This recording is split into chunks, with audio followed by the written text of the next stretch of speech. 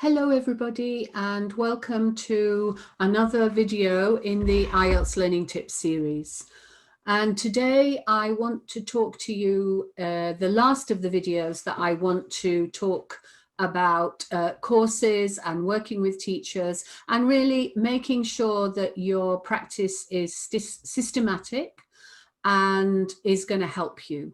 And especially looking at what is going to be helpful and perhaps not doing those things that are not very helpful and how to distinguish between the two. So as I mentioned before, if you want to contact me other than on YouTube, then there are details of my website, my Facebook group, and also my personal Facebook ID below. And I'm very happy for you to contact me via my website or send me a message on Facebook Messenger. And if you want to talk to me about your IELTS, then we can arrange to do that. Okay, so let's go to the PowerPoint slide that I've prepared. So this is really about getting the right support and investing in yourself. Now, that could be money. It could be to invest some money in working with a teacher or taking a course, but it might also be investing in your time and making sure that you invest your time well in order to get to the right level.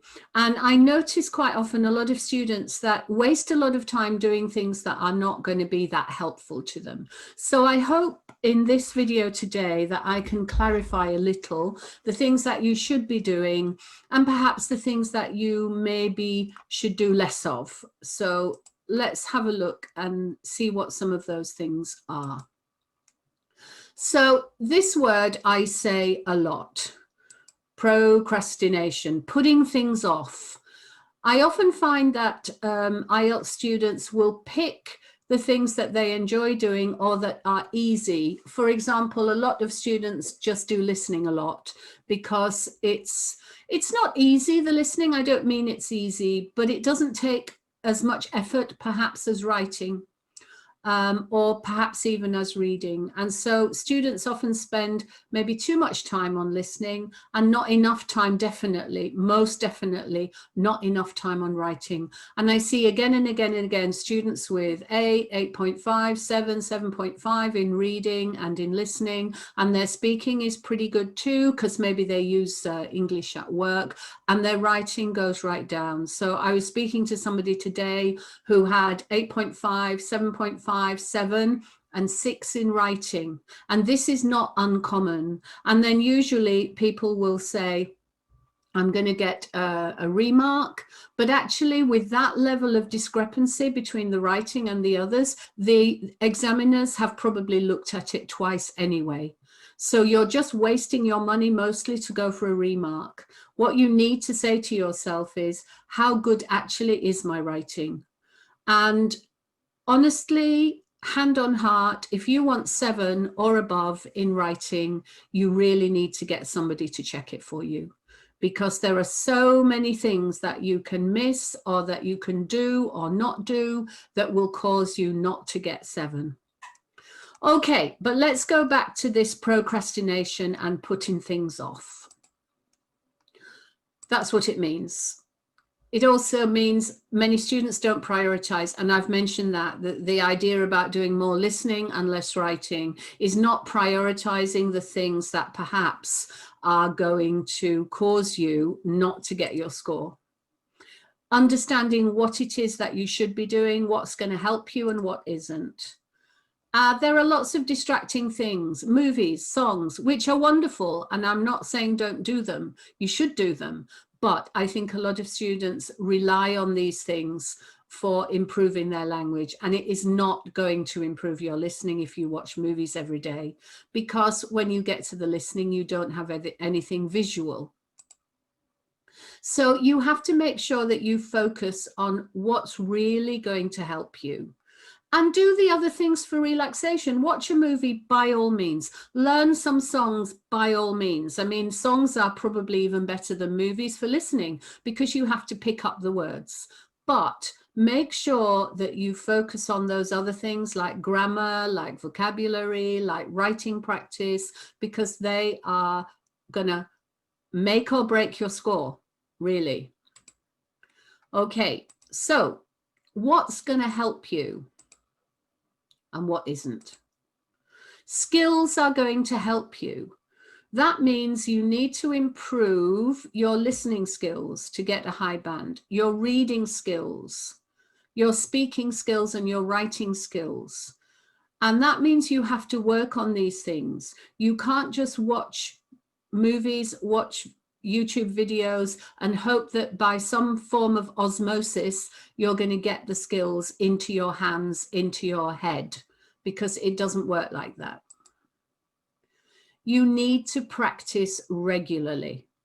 In addition to watching YouTube, in addition to watching movies, in addition to doing that, listening to songs, etc., you need regular practice in addition to all those things.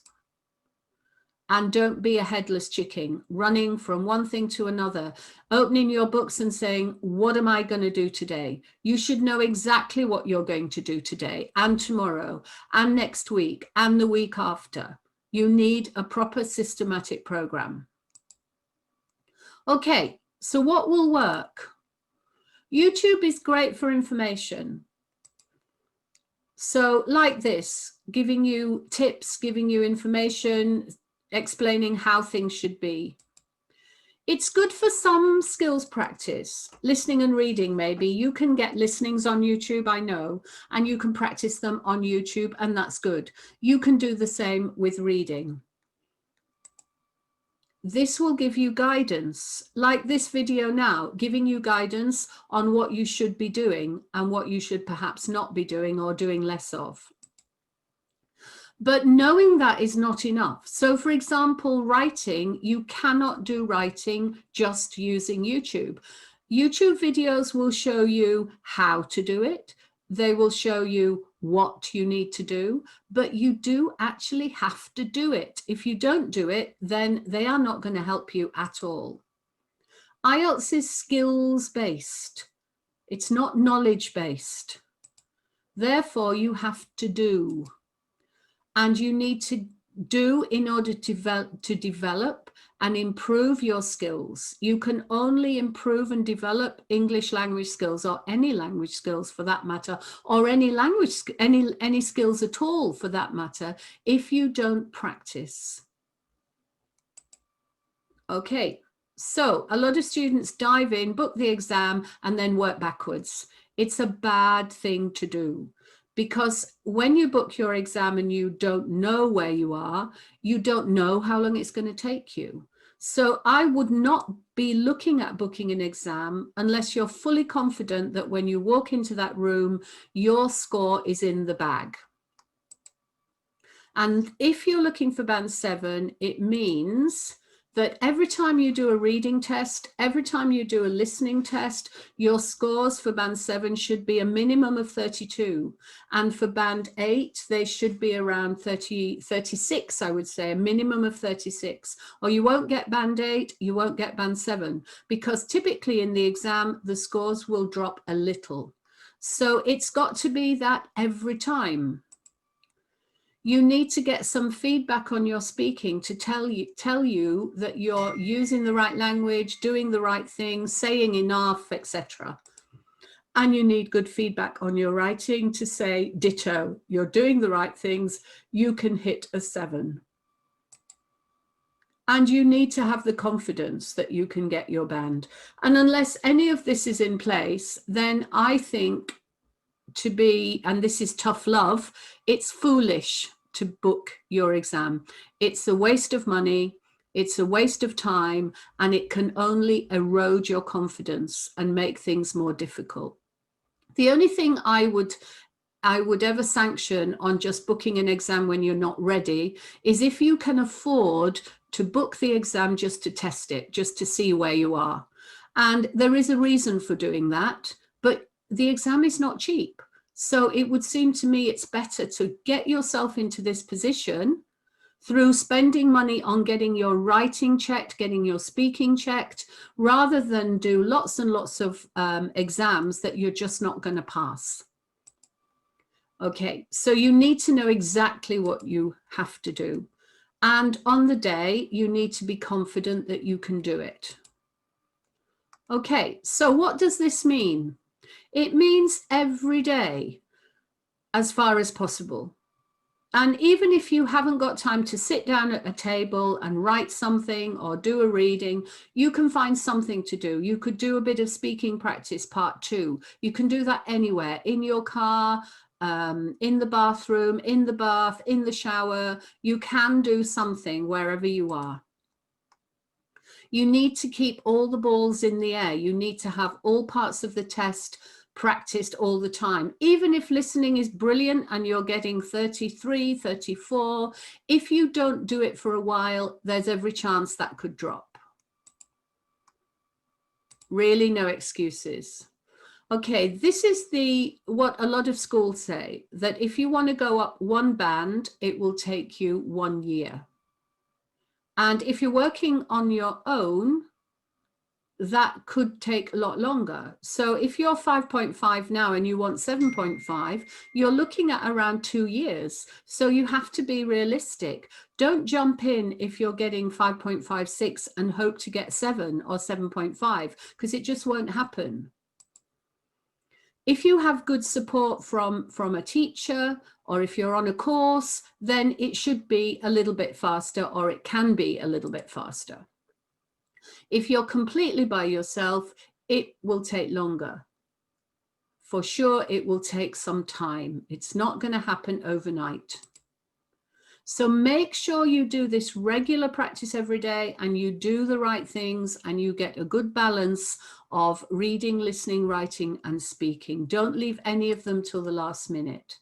And get the right support. Now, for you, that might be a teacher, it might be a course, it might be an online course. It could be that your position doesn't allow you to do any of those things. So then you should get some buddies around you, some friends or some other people doing the tests, so that you can help each other, because it does make a difference. You can't do the speaking if you've nobody to speak to. And if you don't do these things, it's going to cost you both time and money. Remember the girl that took 6 years? That's a lot of time. Remember the girl that did 30 tests? That's a lot of money. So be realistic and don't waste time or money. Okay. So I hope that's helped a little bit about how to plan your program. There are some free resources on my website, and amongst them is a learning plan that I have developed so that you could take that plan and use it for your daily practice. So if you want that, just go to my website and you'll see the free resources there, and it is there. And if you want to contact me, please feel free, and I'm always happy to speak to any IELTS students about their IELTS. Thank you for watching, and I'll see you on the next video. Bye-bye.